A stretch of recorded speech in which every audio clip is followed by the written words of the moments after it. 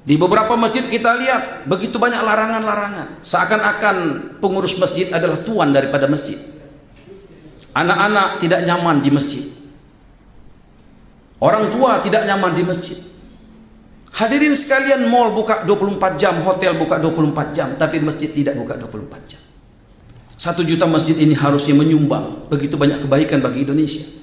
Baginda Nabi membangun 1 masjid, tapi kebaikannya tersebar di seluruh alam. Kenapa 1 juta masjid seakan-akan tidak memberikan kebaikan sama sekali? Masjid hari ini, amalan-amalan masjid tidak menjadi prioritas. Harusnya bukan fisik masjid, tapi amalannya. Hadirin sekalian, kami berkunjung ke perumahan Hakim Agung. Dulu masjidnya kecil, pengurusnya larangannya banyak. Dilarang tidur di masjid, dilarang makan di masjid, dilarang minum di masjid, dilarang ke WC, semuanya banyak betul. Akhirnya masjidnya sepi, dan kemudian pengurusnya mati. Ganti pengurus Pak Paujan, berubah cakrawalanya. Bagaimana menjadikan masjid menjadi tempat menyenangkan. Alhamdulillah sekarang Grab datang ke masjid. Walaupun tadi tidak sholat, hanya ke WC dibiarkan, tapi lama-kelamaan Grab pun sholat di sana. Disediakan makanan di sana, disediakan es krim untuk anak-anak di sana. Subhanallah, hari ini masjidnya 4 lantai. Jamaahnya penuh tumpah ruah. Setiap Jumat disediakan ribuan kotak makan makanan. Singa ganas saja dari hutan kalau dikasih makan, hari-hari dikasih makan, lama-lama jinak itu singa. Kenapa umat hari ini tidak jinak ke masjid? Saya tanya kepada anak-anak muda yang di terminal, kenapa kalian tidak ke masjid? Mereka katakan, Pak, kami bukan nggak mau ke masjid, kami ke masjid malas. Di masjid sombong-sombong, Pak.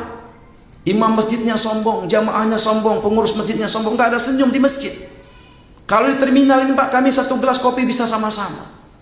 Kami bertegur sapa, saling senyum di sini, Pak. Enak. Saya catat. Kami datang ke mall, kami tanya anak-anak ABG, kenapa kalian tidak datang ke masjid? Masjid panas, Pak. Di mall dingin.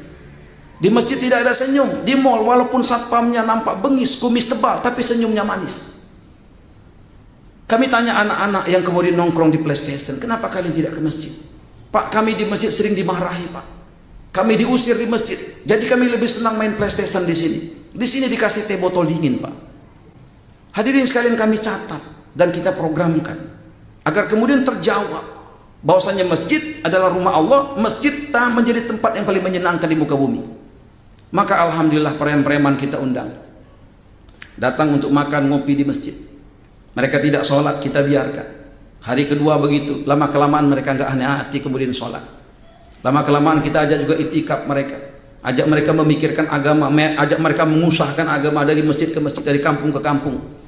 Hari ini anak-anak muda yang tadinya orang tuanya tidak lagi menganggap mereka sebagai anak, hari ini mereka ditanya terus sama orang tuanya. Kita minta anak-anak muda tampil ke depan.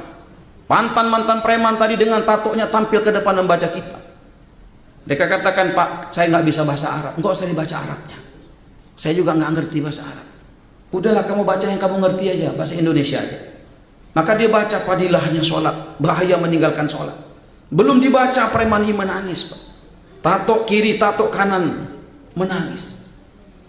Orang tanya, Pak, kenapa kok disuruh preman yang baca? Nggak apa-apa, biarkan saja. Daripada megang botol, mendingan megang kita. Subhanallah, lama-kelamaan mereka memperbaiki bacaan Qur'annya. Kita minta mereka mengumandangkan azan. Beda ketika mereka mengumandangkan azan. Hati kita teriris-iris, Bapak.